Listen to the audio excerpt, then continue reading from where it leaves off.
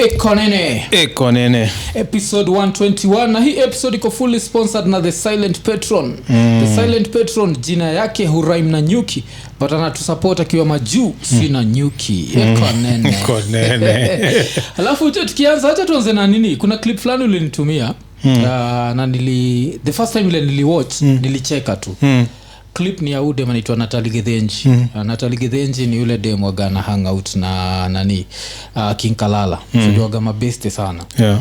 So sinakunga clip yenye mimi nilicheki nikaona burungo fani sikuwa najua imetoka wapi. Nikashare tu. So ilikuwa ni Natalie anajifanyisha yeye ni jua.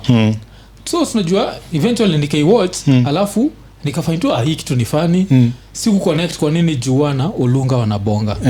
Then nikailenga nikaendelea na nini. So saizi kabla to do show ndio nachikiwa sana sema hey, this is the ultimate comeback. So nikamwa wacha ni check kwani nini li happen. Kumbe Jua kulikuwa na video Olunga alikuwa amepost akiscore hat trick. Then Jua akasema Buda bocheza na mafala kitu kama hiyo. So I think nani ali take disrespectfully. Ungechuaje? Cause first kama tuseme huyo Olunga na Jua hawana hiyo relationship ya kuongea hivyo. Tuseme ile mkiutani mnachezeana hivyo. Yenyewe ndio chukua disrespectful. So sijui relationship yao wagaaje. Sijui kama ni wase ubonga ama hiyo ni banta wao wakanayo maybe. Lakini nini wewe tuseme umescore hat trick alafu mse aseme kitu kama hiyo wewe mwenyewe utachukua hata mkwe nyinyi mabesti nyenda unanikaa kuna vile anikosea heshima kiasi cause skills zangu ni skills zangu. I only play what's in front of me. Alafu sasa kitu fani ni si tunajua Jua. So we of course we know Jua hakuwa try kuwa disrespectful. It's just that I think his choice of words ilikuwa wrong. Cause you can say the exact same thing but with a different choice of words. So kitu kama Buda ucheza mpaka unafanya wanakaa mafala. Unajua as in put it in a way ili inaonyesha this is the first Kenyan to score a hat trick kwa La Liga. Like kuna a certain level of respect lazima uput kwa jina yake. Alafu sasa kitu ilibamba ni vile hiyo skit ule dem Natalie Githenji ulicheki okay. Mimi sikuwa najua the back story, nilikuwa tu mbavu zilikuwa tu zinaniuma hapa hivi nikasema acha nisheishi. Ilikuwa no cause ilikuwa hiyo naandika hii vaska niko na njaa. Hapo msana msho bwana kwani bakana viajo ati ruka enda number 2 song number 2 number 3 enda number 3 naandika ngoma gani kona njaa. Buda kwani ngoma zako zote uko na njaa? Wewe kabuati ati toka wende udishe alafu rudi. So nimechekia tweet ilikuwa Buda unacheza na mafala. Alafu akacheka. Alafu nani akamreply na ile waves play on at Jua Kali Genge. So I think hapo Jua ilikuwa tu like the wrong choice of words. Cause mufil ni kama footballers pia ufeel ka artists. Unajua? Alafu ni ile shit ya I'm an artist and I'm sensitive about my shit. So hakuna vile nitascore hat trick na celebrate alafu kama sema niko nacheza na mafala itakuwa like zile za kunaenda. I wish ningekuwa nimevaa headphones. Kwani tungepigia Jua. So unajua ni birthday yake pia. Ni birthday yake. Ilikuwa birthday yake. So tumpigie. Tunampigia je. Sasa nishukue headphones.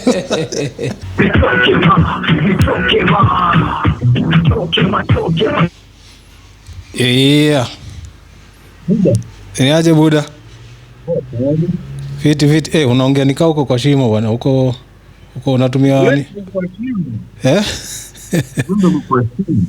Sikusikii vipoa. Unanisikia sasa? Sasa tunakusikia vipoa uko onea.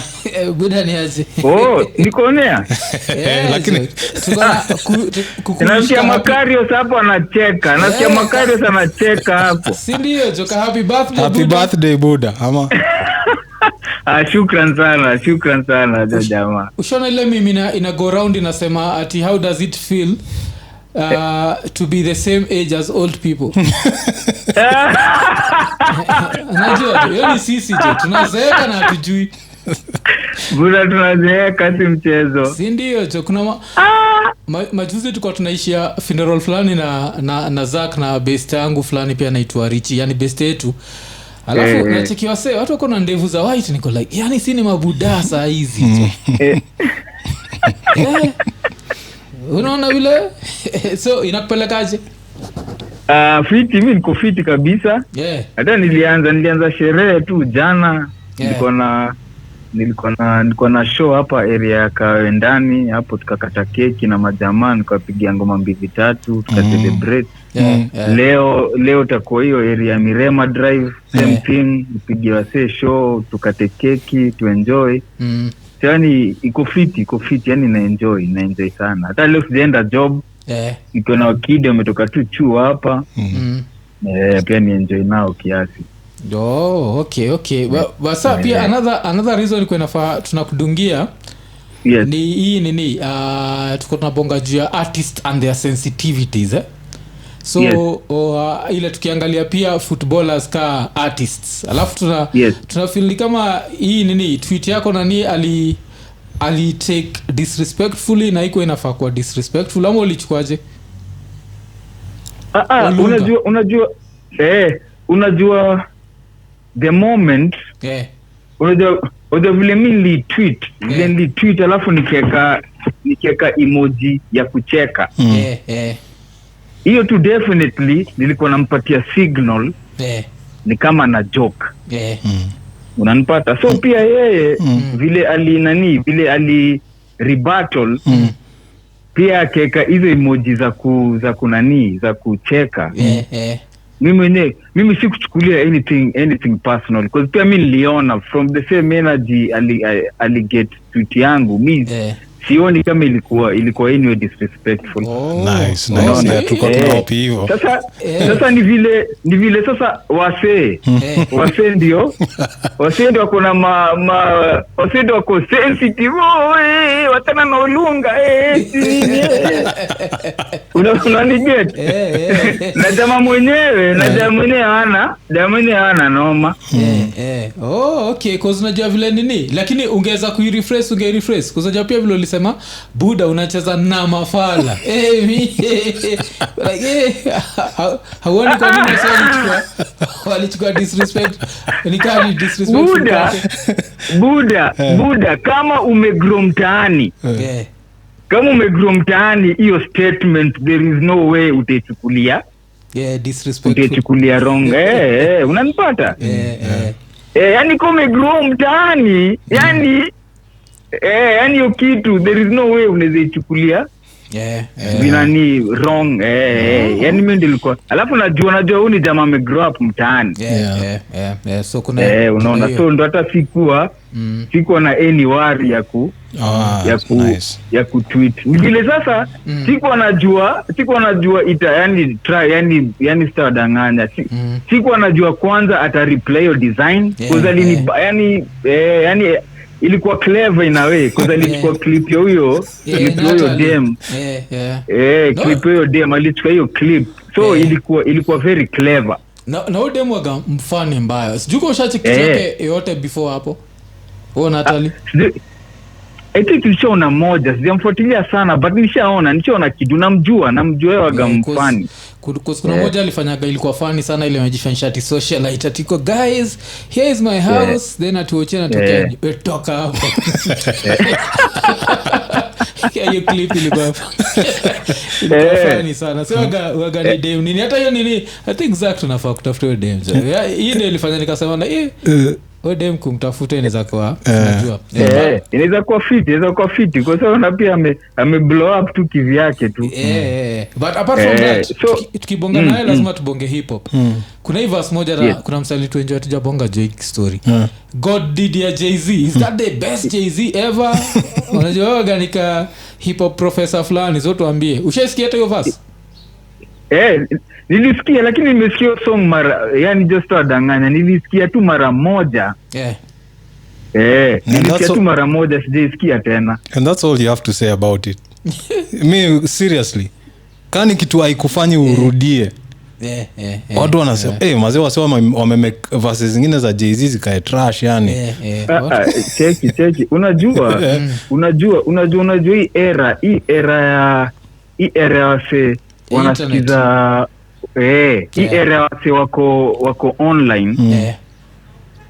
Hawajui unajua wanashangazwa na Jay-Z akisema sentence fulani na context nyingine, na imekuwa kwa hip hop tu all along. Double entendre. Na kuna hizo double entendre hakuna tikitu Black Thought tupa mpaka ma triple. Mpaka ma triple hakuna, yani hiyo ni kitu imekuaga. Wala wase wamefuatilia hip hop since day one, tunajua hizo vitu. Unanipata? So ama vijana wako online sawa nashtuka hii ni noma buda hiki tu kawaida buda. Alafu nini tukibonga naye Jay-Z nakumbuka nini kuna line fulani unapenda kuquotea reasonable doubt, sijui kama unakumbuka ile sijui nini like short sleeves I wear arms. Nakumbuka siku za kwanza ulikuwa like wafu usikie line. Sijui kama unakumbuka ilikuwa nimesahau ilikuwa line moto. Ilikuwa budo kuna memory mzee. Kuna zile stand out zile unajua ile kwa namba gase kusikiza ngoma na wewe ilikuwa interesting, jungefanya msee aenda hapa ki appreciate kitu ange appreciate akisikiza peke yake. Kama usema wewe ndio ulifanya nikakuwa fan wa MOP mbele niko kwa gas na scream, lakini after kusikia now that I know that he against buda wase nilikuwa na feel kitu wana feel ndani ya studio wakirekodi hizo masongs manze. Yani ile moral, yani wana enjoy, yani wanatoa vitu kutoka kwa roho zao. Yani wana mean hizo watu wanasema wanazimean wakizisema. Hiyo ndio kitu ilikuwa inanipeleka mbio nao. Au kwa watu wanabonga tu. Yani walikuwa na mean, yani una mean joke tunasema. Kwanza hizo kuna hii albamu yao ya Warriors. Jo kuna song moja, si ilikuwa ni song gani? Ile jo ilikuwa ni Billy Dance. Alikuwa anasema catch him in a dark alley. Alafu analia ile blacka. Alafu tena nyingine blacka. Unakumbuka? Nakumbuka hiyo Buda ilikuwa mbaya. MOP Buda ilikuwa mbaya do. Catch him in a dark alley. Alafu anapiga mchuma ya kwanza blacka. Alafu tena zingine tena blacka. Tukiona wewe tutaanza kuongea hivyo show mzima. Itabidi urudi hapo kwa kiti sasa. Buda narudi kwa kiti mbio. Kwa vitu mingi hata tukuongea mingi. Alafu we notice to improve lighting jo. Ile time yako tulikuwa kwa darkness. Mlikuwa kwa dark alley. Blacka.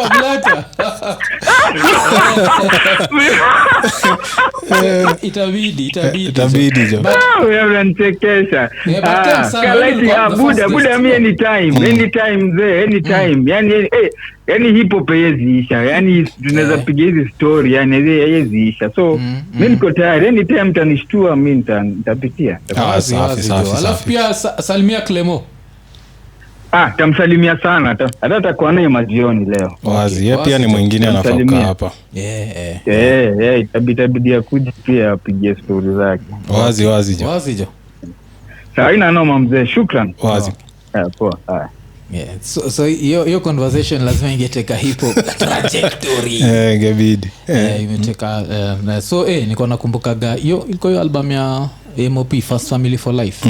Huo msee alifanyaga nikafurahia hiyo album jo. So tukitoka hapo acha tu I think let's keep it local jo. I think sasa ni time ya kuanalyze hii movie. Kuna hii movie tumecheki weekend so uli watch na pia pia mimi nili watch.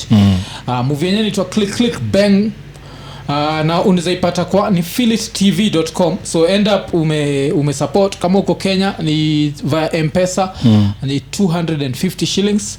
Kama uko majuu ya taxes and everything ni $5, but movie yenyewe ni 2.5 hours long, sindio? 2 hours 35 minutes long. And it's worth every my friend minute.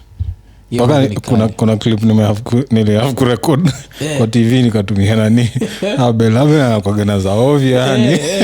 Wale mtumia gani? kuna part I think their second job tao wakinyonga mse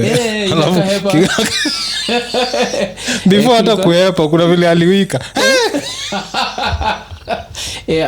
alitoa za ovyo sana kwa hiyo movie. Kutoka mbio. Hiyo movie ni kali. Very bamba. So kwa okay, nataka tu analyze vitu kadhaa, but one thing is if you spend $5 on it you won't feel like you lost anything.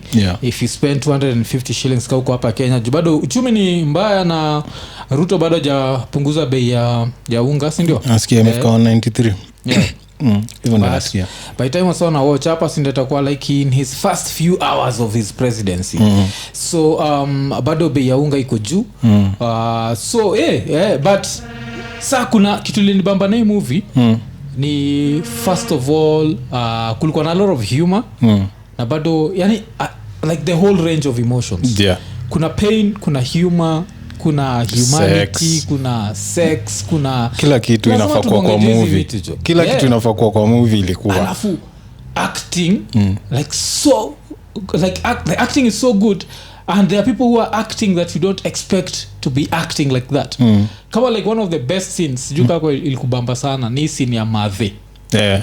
Madhe alikuwa ananibamba yani cause alikuwa anaitwa natural. Akaini kama ana act. So kila wasaa juu ni kuna scene fulani ya Madhe fulani ulanatrai kukatia stereo acha tuiteke hivyo stereo. So try kumkatia, so ni Madhe mzee, like fikiria juu ya madhako kama uko over 30, fikiria juu ya madhako. So ni Madhe iko at least nafikiria hata naipsha 60, si ndio?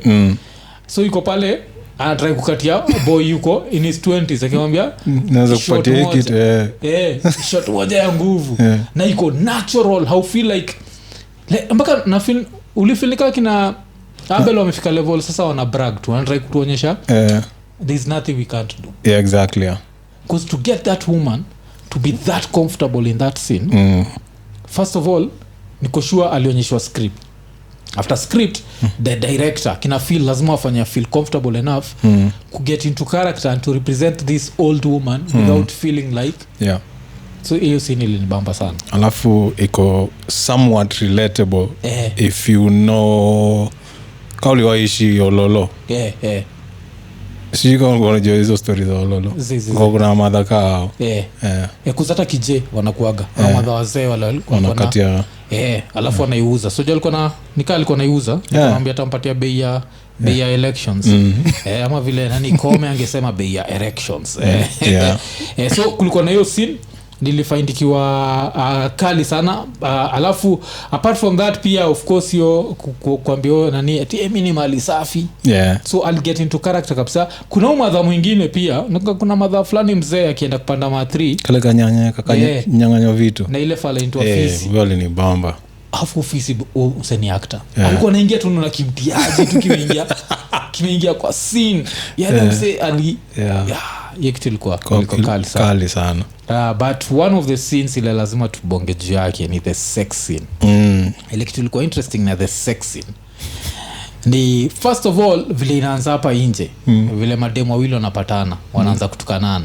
So umeleta na juice juu nini wake ulala na mambuzi sijui makondoo anatuletea nini za livestock atiazi chali yangu ako na nini bigi atiozi iko na fegi afa anaingia kwa hawa na ulizo like umeleta na juu ati huyo ni kama sister yangu je tunaoga hiyo ndio si uongea tunapendana like unachikio hiyo switch. Alafu now the scene itself, this scene alone is worth your $5. Majuzi tumekaa hapa na Zaka tukasema like do we need these sex scenes, but for the Kenya film industry we needed that sex scene, si ndio? Because so far I think ina fit our argument perfectly. We saw exactly what we needed to see in a sex scene. Nothing more, nothing less. Is that what we needed to see? I think we saw more, but no, that's how it should be. So fikiria hiyo hivi as a Kenyan, either living in Kenya ama outside Kenya. Think of kama uja watch Click Bang because you need to watch this shit. Hakuna hata kama not two ways about it. You'll still be amazed. Exactly. Because first of all, the acting is perfect. So you won't feel like there's a camera in that room. You just see very natural people. So they wanaingia anarukia chali yake, wanaanza kukiss. Chali anamtoa top ya kwanza uko la yeye. Akimtoa unachikia amebaki chest, kifua, wanakuonyesha tu nyuma. Mimi place lini mama ni rahena chukua matiti na zaidi kwa mdomo niko zi. That's me. I love titties. I love titties. As vile niliona hiyo nilisuba. Ningekuwa na magnifying glass yani. Ningezoom in. Mimi vile nilichekio scene nilikuwa like, what in the Ezekiel Mutua is going on here? Like what in movie nazataka kuacha na Ezekiel because Ezekiel atakuwa like that was unnecessary. But ilikuonyesha, but still it goes back to like tushaibonga like wangi kwa manzi yako. That's now where it gets tricky because bado tuko hiyo country ya Zach. So now you're saying it's good for the goose but not good for the gun. Of course, but that's always been the rule. What's good for the goose? That's mazi yangu haezi active. Anaweza baki huko. Wewe enda tu huko ka. Sasa mimi niliambia matiti na nani? Huyo msali kwanza alichukua vizuri. Mr. Isaboke. Isaboke alinini. Alafu kuna kitu moja juu ya huyo msee Isaboke. I think tutabonga the next live ile nani? Kwa to join Ian. Because kuna kitu interesting shay happened. Juni actor, you act theater. Na act movies, but this is the first movie I saw him on. So okay. Yomsa alikuwa na hiyo macho ya nini. So I don't know kama Ian anaweza connect the dots, but wacha tutrai hiyo ni story mtalan kwa live. But to me that scene was so good. But the only thing as long as it's not my woman playing that role, because kuna hiyo alafu my parents wao demo akiona because we still in this society where like hizo zinachukuliwa vifani. So wao pia wanaweza ichukua vibaya. But that's like 2% of the rest of us. Good actress who dem because ali play role ya dem wa ghetto. Na wao mjua muonaga pia kwa social zake. Yeye waga na vitu kama hizo. Waga tu hivyo. Okay. Because I don't think na mfollow. Okay. Anakuwa na nini either Instagram ama TikTok. Kuna moja kwanza waga kali sijui amekidnapiwa alafu yuko gomba. So zimemshika anaanza kuongea na wase wamekidnap nikawa kwa pamoja. I think nishaiona hiyo. Na vile siku connect dots ni huyo. Nakumbuka kitu kama hiyo tu. So but apart from that vile tumesema the performances kuna omse anaitwa Isabel Isabel anaitwa nani jo hata nimepoteza jina yake si Isabel ni but Isaboke Isaboke Nyakundi komse alikuwa ki villain alafu Stero Basil Mongai alafu of course the person who stole the whole fucking movie Jackie Vike yani hiyo ilikuwa that's an award winning performance. Odem alikuwa yani every scene I could see her sick. Wajua like hauoni udem mwingine tunani awinja anywhere. You just see Jackie yani you don't even see Jackie Vike, you see hiyo character jina yake. Damn thespian. That your movie yani vile tunaambia say ni perfect. Alafu kuna vitu gani tena zile hawen hapa kwa nini but hiyo nini ilinibamba sana. Alafu kwa tukigo back to Fala naitwa Fisi place alinibamba vile amepatana na hiyo character ya Basil Mungai Osake Vostero ile nampiga tero afu anaanza kumwambia your future has been hijacked, you will never make it.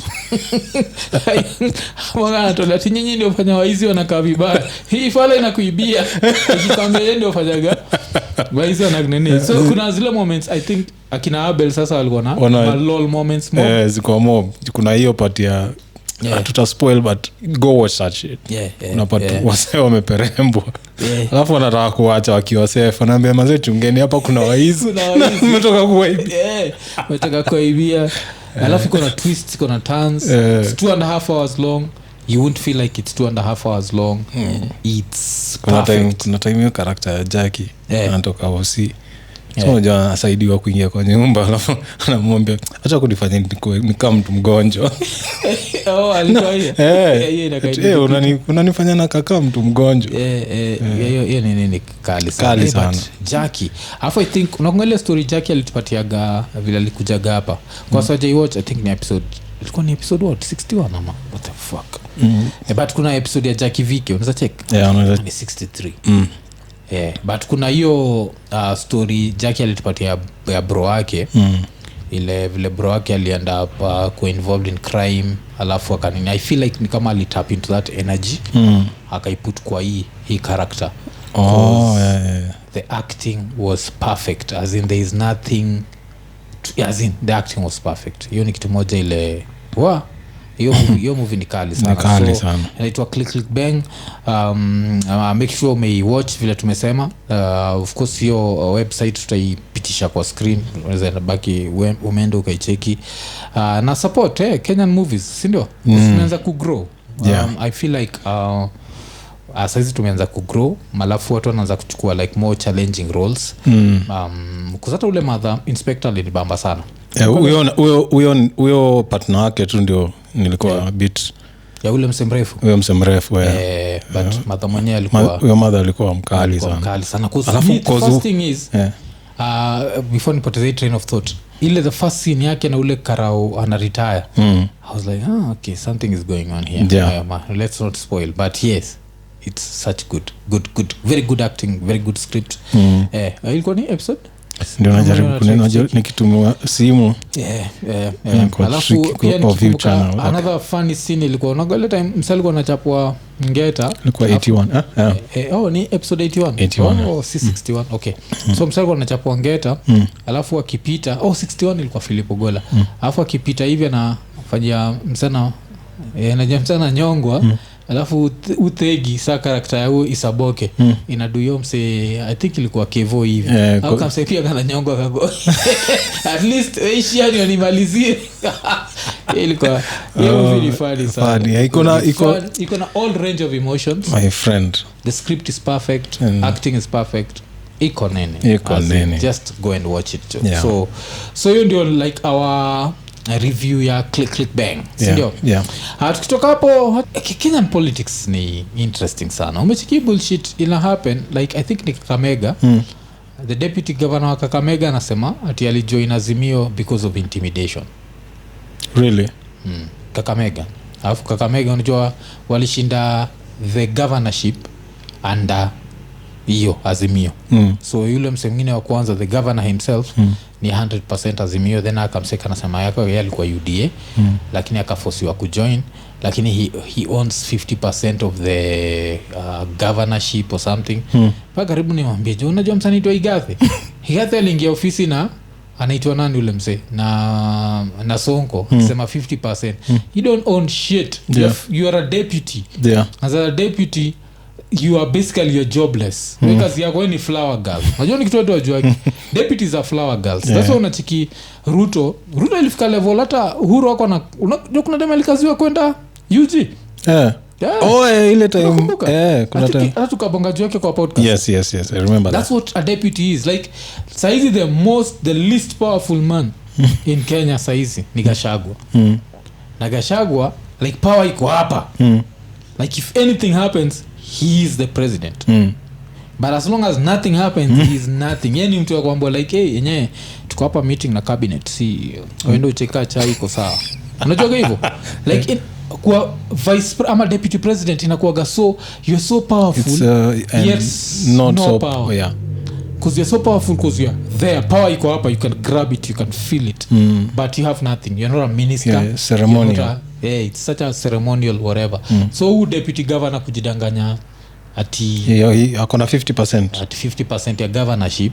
Aga governor kakiai kama na governor anasema this is my opportunity ya kuambia mse this is place naitwa Kajito amewacha aende na mtandika hapo namwambia chai nini uji mfakta tuletea hapo je tu MCA tukipatiwa a chance ya kumdisrespect acheki like even wait for the ink to dry on deka forever mmesign. Yeah, cause by the me hiyo kitu inaniudhi na the fact that inaonyesha humse ana principles. Cause how do somebody like unaforce you aje kujoin chama mutaki. So if you have principles you stay on the other side, win or lose. Aliletewa cases juu ya 5 billion. So inamaanisha hiyo kesi ilikuwa kweli? Sinaona shindwa cause kama kesi yenyewe si kweli, kwa nini unaogopa? That's number one. So kuna hizo stories zimekuwa. Kuna umse former governor wa Kisii anaitwa Ongwae pia amerush kabisa akaishia Karen commit Ruto. Alafu hiyo Ongwae ni interesting cause on the other side kuna ira inaitwa Simbarati. Arati ndio alishinda governorship ya ile place. So he's doing the right thing but I think in the wrong way. So amekuwa kido this like public meetings ile mpaka kuna camera ile ana go through like the sort of corruption that's in Kisii. And the reason why I feel like he's doing it the wrong way ni unaona ito hapo joka ka employee jo za kulikuwa nini inaitwa nini hired as the official Kisii county DJ for example, si ndio? That had nothing to do with the inside politics. Lakini maybe ulikuwa hired to serve term mpaka time yake. Hata akikujua jo hata kuita pale jo kumulike jo yuko alikuwa hired in June, mimi nimeingia hapa August.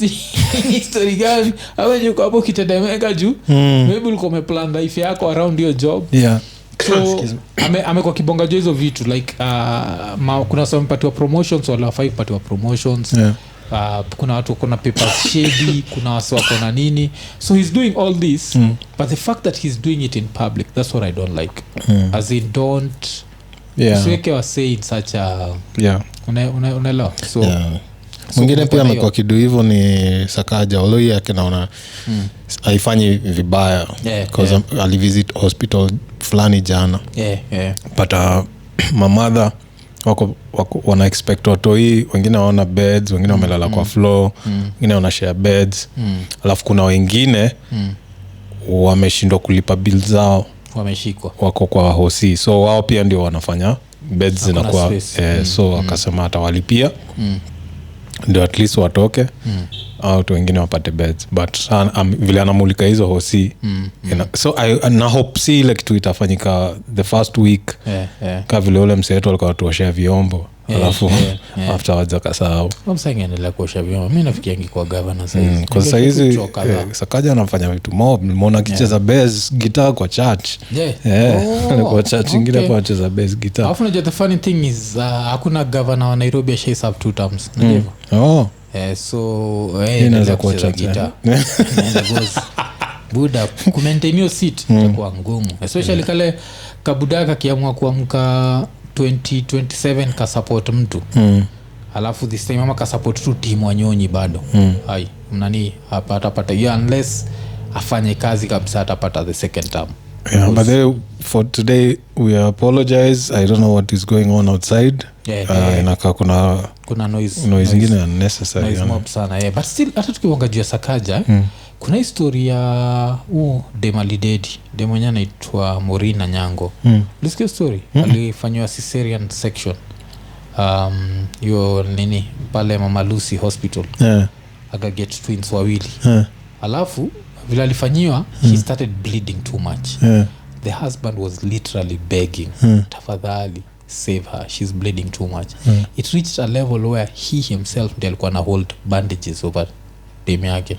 Already 8 hours later these motherfuckers unacheki like na hiyo ndio hosi alikuwa by the way jana. Yes, that's the reason why alienda cuz notice ndio jingo happen Kenya like the medical personnel na ndio shida muaga nayo na wase like you became a doctor just so that you could get a job.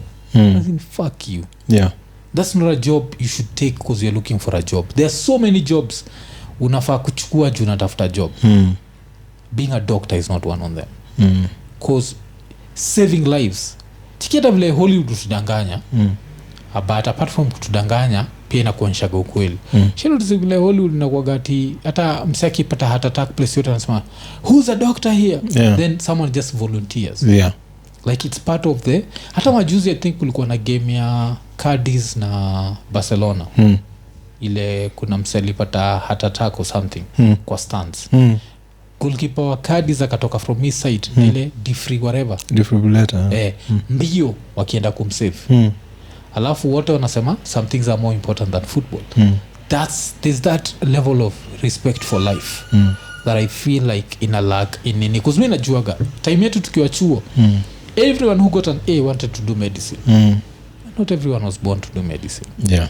So na hiyo ndio ujinga happen, because someone else who was born to do medicine would never let someone die, because they'll take it as a challenge, like being the best doctor, unajua.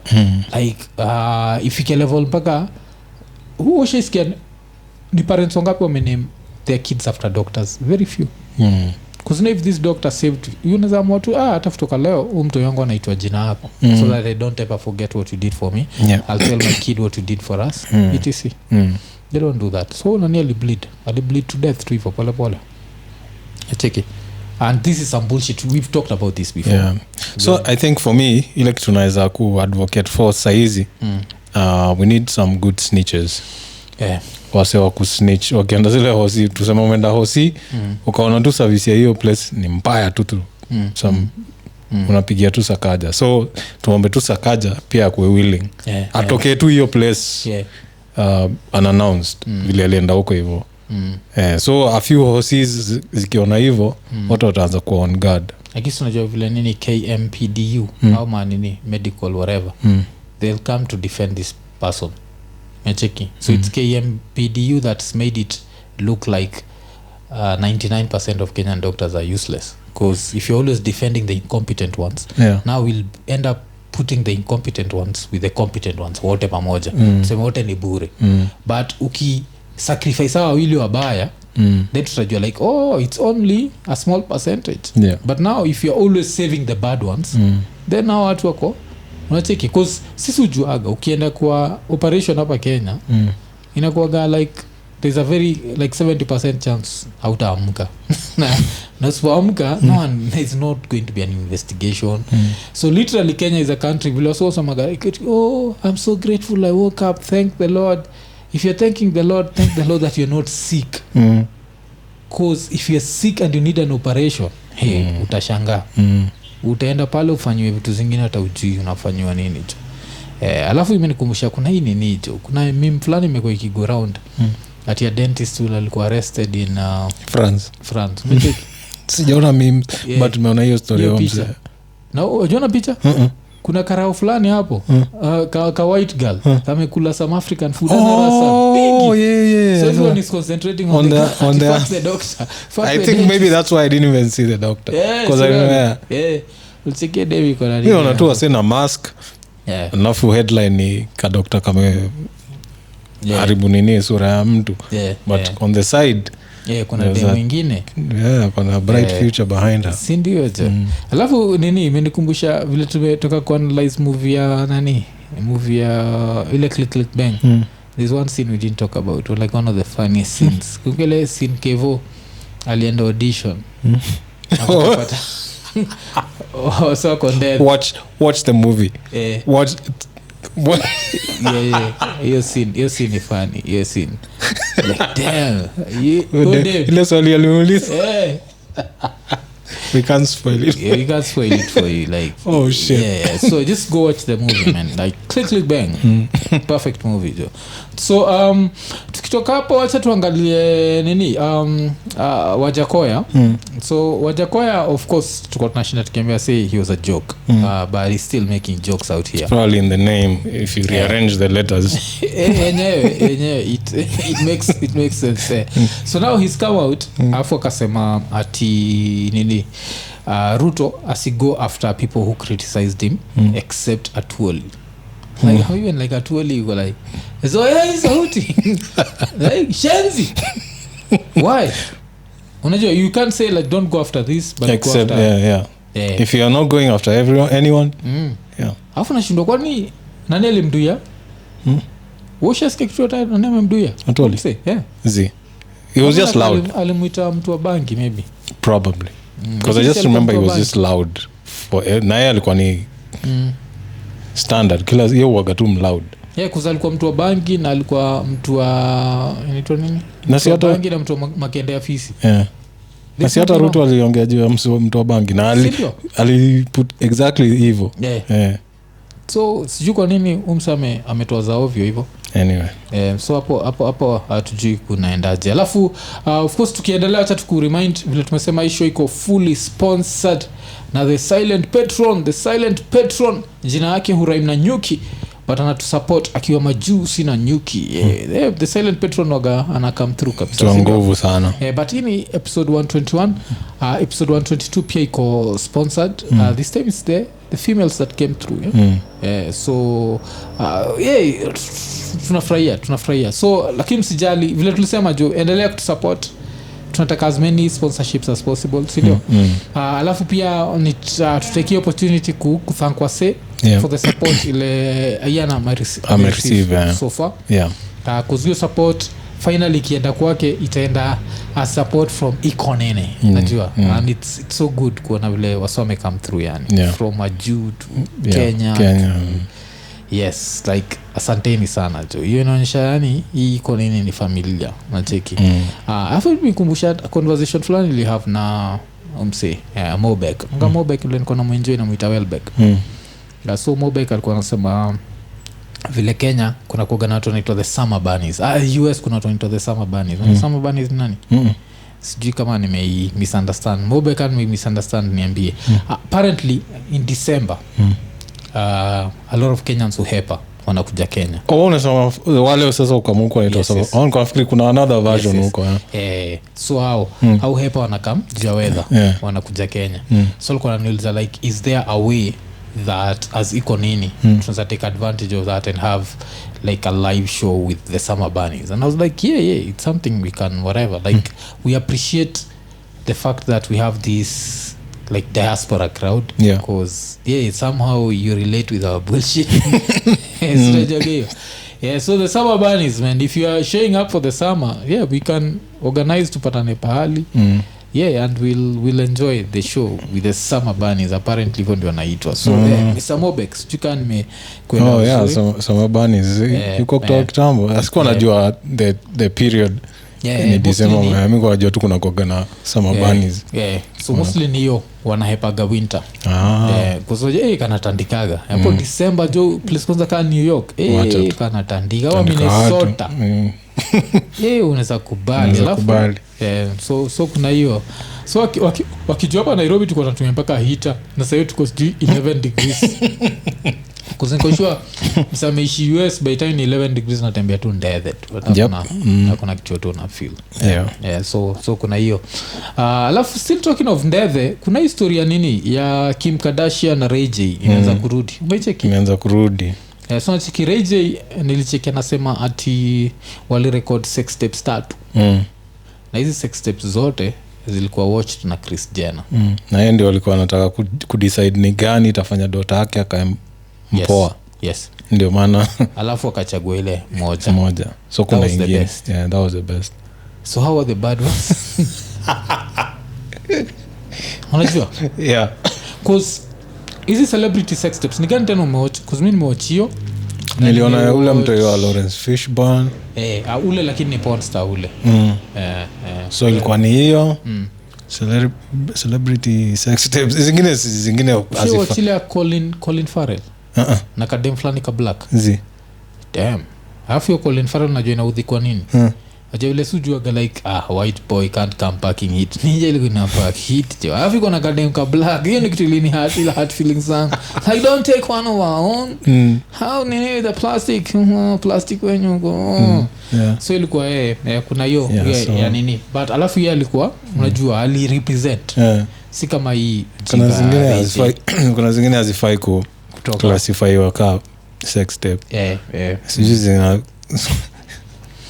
because you know udem wetu I love her to death. The Nigerian chick, what's her name? Tiwa Savage. I love you to death. But that was nah, we're not doing that. But I think ilikuwa leaked na boy mwenyewe. So as in boy alikuwa phone ilibiwa. Which is bullshit. Then wakaanza blackmail and then after some time wakasema fuck it itoke. So like afu pia ni kitu moja like you Tiwa Savage. Why you recording such shit? Like Musa Magaiva as much as it's what lazima ujue we live in that era. where things can be stolen, wherever can happen. Alafu kama uplan kulipa watu, silipa watu. Cheki. Tukawa ujinga umechikia ati saizi fake articles zimeanza kukama up. As a Pogba. Machiki article mpya imetokea Pogba ati apparently Pogba ameachwa na wife, because wife alienda chini ya kitanda akapata wife alipata nini chini ya kitanda? Ati wife alipata kitu ya kiuchawi. Ati needles. Hives the needles, unajua picha moja zile needles was meprick. Ati picha ya Harry Maguire. Now you want to blame Pogba for Harry Maguire. Acheni ujinga tu. So kuna hizo maupumbavu zimekoski happen. But still to go back to Kim Kardashian, if a mother is recording and trying to sell her daughter's sex tape, then enye US ni Babylon jo. Yeah. Because it does not get more Babylon that than is that. Different. That's different. Yeah, it does not get more Babylon than that. Yeah. But saa nani alikuwa amejam Reije. Because pretty much nika there's a new season. I don't know if it's a new season of the Keeping Up with the Kardashians ama it's another documentary altogether. Iko Hulu. So you ndio wana try kupromote. So huyo Kris Jenner alihave kudu like a polygraph. Ile kusmia nani sasa? Lie detector test. Lie detector test kusmia mse Jenas. So mse alikama na contract ka zote Instagram. Ako na receipts. So itabidi wao wame apologize cause of course atasema nenda kumharibia biashara in the future. Kuna hizo ubumbavu zina happen. Alikuwa Dominican Republic. Wase amejam. You got me fucked up. Damn, lakini jo US. Damn, US inakuga like on some other level. If you come to like looking for the mighty dollar. Yeah. Alafu still kuna msetushei mtaja lakini doubt hata kona kumbuka tukimtaja. Kuna fulani tuangwa Samido. Unajua Raya Mogithi. Unajua majuzi like mpango wa kando wake alikuwa na get nini alikuwa I think nominated into the Senate to the Senate that is. So wakaishia na yeye. Alafu sasa wife wake kwa sidelines kakiongea shit. Like, all wife husband snatchers what unanyang'anya watu mabwana. Hii hudrat iko kwa Senate na bado ni hudrat. Iko usiandike mabwana sema bwana. Uchekeshe. Like this is who we have in the Senate. Yeah.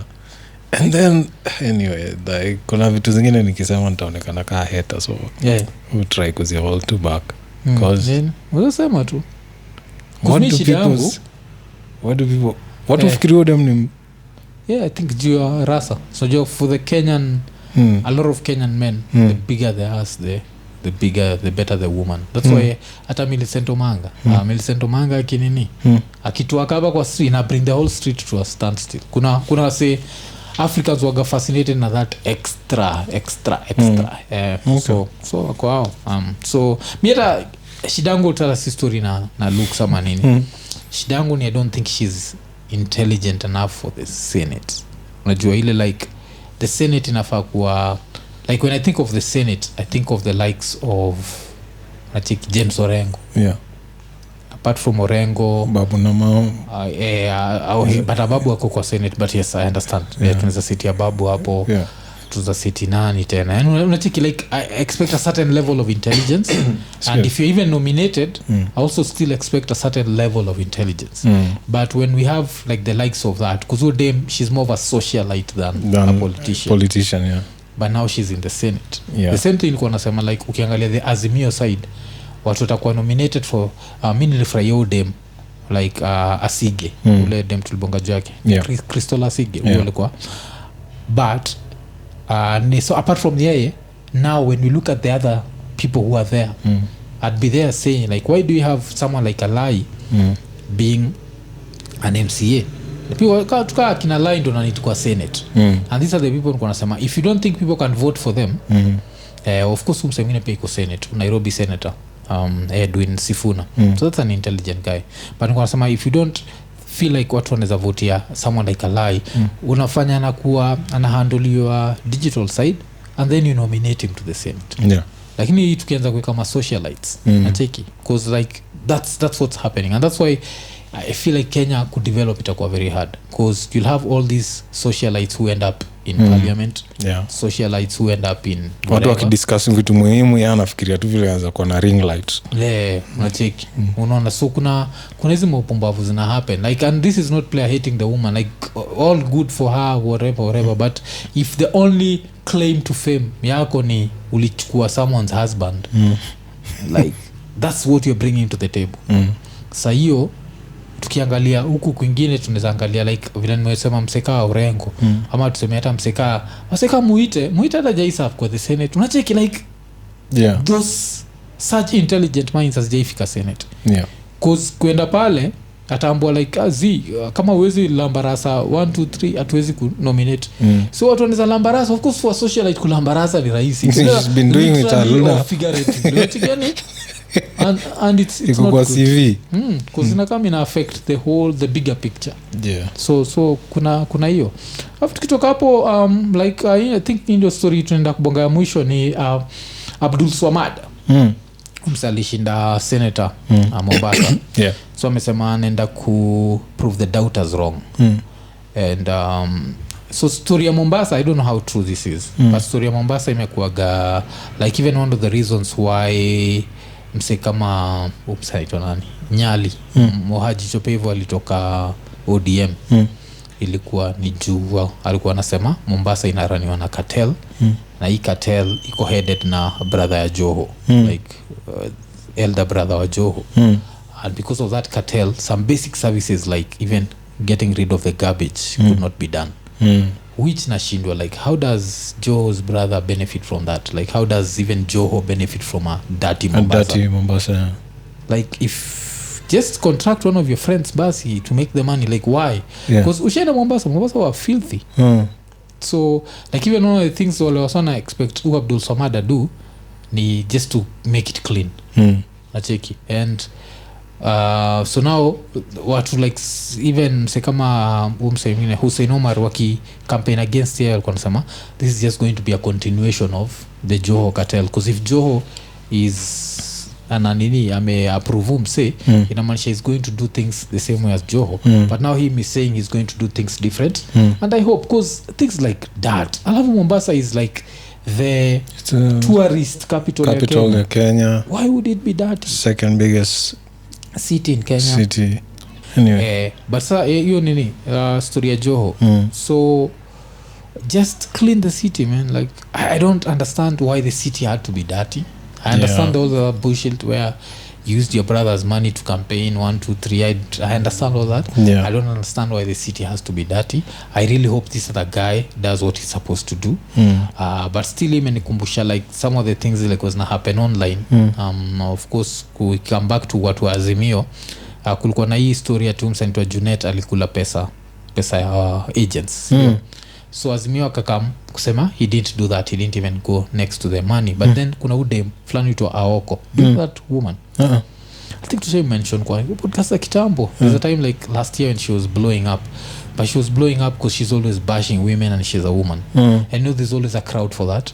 Like if you want to bash women, that's why like Amerix is super huge. Because if you want to bash women, there's always that crowd ya kubash nini. So alianza maujinga akisema sijui waifua Junet na mtu. That's dangerous territory when you go that. And then this dude hit back by kusema ati usinini na ufunguliwa boot na jichopevu. So hii statement kufunguliwa boot kwako inamaanisha si nini sim card number 2 ina penetrate your Airtel. So nani yako like no don't spoil my name, I'm going to meet you in court. So but unachiki and you know kitu nasema juu pia socialites, like that's the level where we've reduced our nini to our politicians like, too. Like this Junet guy was someone who was standing next to a presidential candidate, and that's what he can come up with. This girl who also just talking shit, like even if this is true, the story ya umse wife wake kuneniwa, what does the wife have to do with you? Nacheki, and who are you to whatever. So kuna hao wale like the Kenyan scene nacheki, but sad. So tuna need like a certain level of nini, but sasa usishtuke udem a few years from now you're nominated into the Senate. That's what I'm telling you. Like just at the wrong place. That I don't know. Hii nchi imenichokesha. After the fact imenichokesha ni the fact mjua siwezi kuwa nominated anywhere in the Senate because on your first of all remember like you don't believe in God. So hiyo kitu imekuwa ikigo around sana yani. What are you going to swear with? I'm going to swear with by telling people like I'm going to represent you in life, not after death. I don't care what the fuck happens to you after death. I care what happens to you in this life, this one freaking life hapa. So kuna hiyo bullshit. Hata nini kumekuwa na hizo stories vile for once we are going to be led by a devout president. Let's see how it goes because I don't care what the president believes in. I just want a good country because now if you have a president place kama Sweden sindio like Netherlands who believe in nothing, Norway, even hata Japan nacheki and what they've done cause China cause as long as anaweza replicate kitu watu wanafanya we don't kau kiniambia ni ile man of God wa something is broken here and instead of fixing it you want us to kneel and to pray hapo tutakuwa na shida but apart from that we'll say like this guy might surprise us. He's the president most probably for the next 10 years, so of course tunamwish the best. I really want internet vile alisema in every village, so I'm looking forward to that. Na pia vile tulisema yani even as Iko Nini tunatry kuget wase kadhaa like if we could get one of those people like me nafikiria sana session yetu na nini za kuwa interesting na msaitwa ni Tumbi because Tumbi I think also he represents what ODM what would never happen in ODM. ODM ni place niko sure ungeingia pale uambie ni aje nataka kusaidia na elections watakuuliza bwana ushawahi run for any public office toka hapa na ujinga bwana. So tunacheki so mseka huyo alafu sisi tukikaa naye hapa Iko Nini we'll do the good side.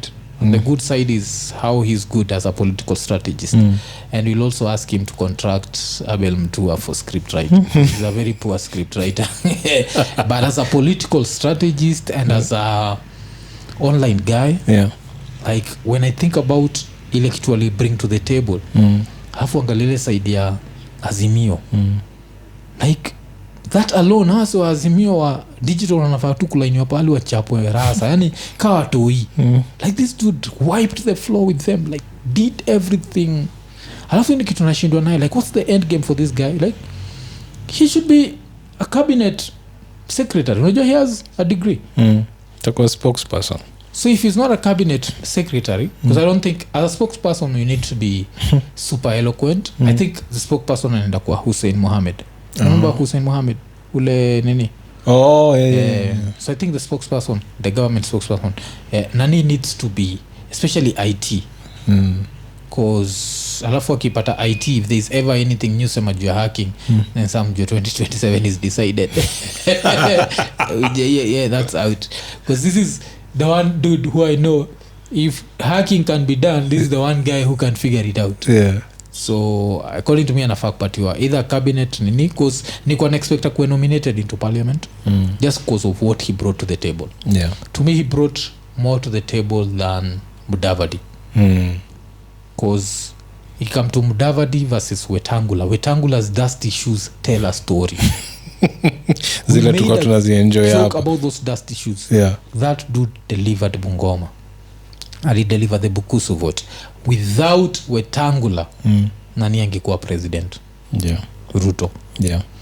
Without Mudavadi he'd still be president. Anaje Mudavadi anaenda kupata chief minister sema kuangukia mimi niko sure nini niko napata na yeye na ni kama ni Wetangula nasema umundu nani umeangukia kwa ajili ya jasho yangu amemjenga mbaya but sasa kuna sona justify wanasema like the little that percentage ya Luya vote in places like Kakamega and what he played a role in it. But according to me I feel like the real game changer was Wetangula and his dusty shoes najua and apart from that the fact Ruto alimwenjoy jua enye Ruto hiyo msejo anajua ku make friends. Ulienjoy hiyo msejo kutandikwa na wife then you turned him into an ally, and not just an ally, like a loyal ally. Yeah. There is nowhere where Raila ameenjoy naniji ya wife. But this dude was like afadhali umse alikuwa nani enjoy than kuliko. So hapo ndio place vile tulisema one day history iki study Raila inafaa kustudy how he couldn't keep friends, najua.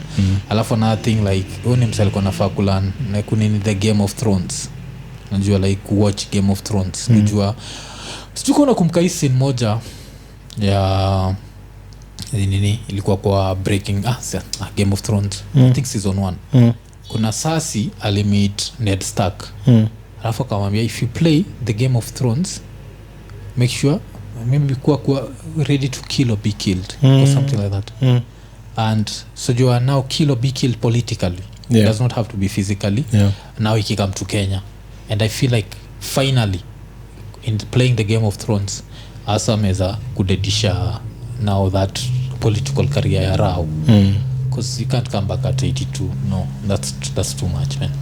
Yeah, so and I feel like ako anajua hivyo, lazima ukuwe rada, lazima ukuwe na buds, najua lazima ukuwe na ka Lord Varys kako kale kana kuletea news kana kuambia like hey, on the ground vitu ni different. Nacheki na hiyo ndio kitu wako na alikuwa na Israel tu zinakaa mkukisa hasa babu ushachukua ginawaseka then unashtukia nimeenda now you're left in like the middle of what but still vile nimesema like let's reward competence, and to me Itumbia na represent competence, like what he brought to the table, like he was able to deliver and he was able to keep people engaged. Nacheki on this other side gosh, alafu mchikila kila mtu amehepa Uhuru tikenda maina kamanda ako like mseni dictator ni mlevi like ino kitu nashindwa sasa ndio tunadiscover Uhuru ni mlevi. Walikuwa wanajua kutoka kitambo like every asshole right now every press conference ni Uhuru ni mlevi. Shut the fuck up. How did you take your shit you nini? Sisi jaona Uhuru ni mlevi hakuwa anataka kusikia anyone, and that's why Azimio lost. So that's the excuse they are bringing. Kondeni huko. Uhuru amekuwa mlevi from day one. Aliweka glass yake like what the fuck? What are you saying? Dude. I operate at 90%, 99% when I'm drunk. So nyie watu mmemsurround ndio mlishindwa kazi yenu. So nyie ondokeni mwache story mingi. Apart from that watu wa Raila ndio walishindwa na kazi yao. But more than that swali ni umechapa handshake, si ndio? Ukichapa handshake wewe bado ni best na Wetana nani? Wetana anaitwa Mudavadi. Like how couldn't you convince them like Buddha ni aje? Tulieni tu kidogo tu hapa and nitafanya hivi na hivi. Nacheki. But akamua kuwa manga alafu akashangaa. So nacheki, so kuna hizo vitu za nini usiache nini kwa mbachao sijui nini upitao kwa nimesahau usiache mbachao kwa mzalo upitao some bullshit like that. Yeah. So hiyo imekuwa ni episode 121 kwa fully sponsored na the silent patron jina yake Huraim na Nyuki, but anatusupport akiwa majuu sina Nyuki. So asante sana, sio? Vile tumesema kuna ma segments zimechukuliwa kwa episode 122. So tunashukuru kwa tunajua segment tu akichukua we ended up basically with a full show, sio? So tunashukuru sana, but ukitaka kutusponsor kama kawaida unatuhit up, unatuambia tunakuambia ma rates, halafu hivyo ndio tunakeep Iko Nini moving. Kwa wase wote wale wanasema wame discover through someone else, now make someone else discover through you, si ndio?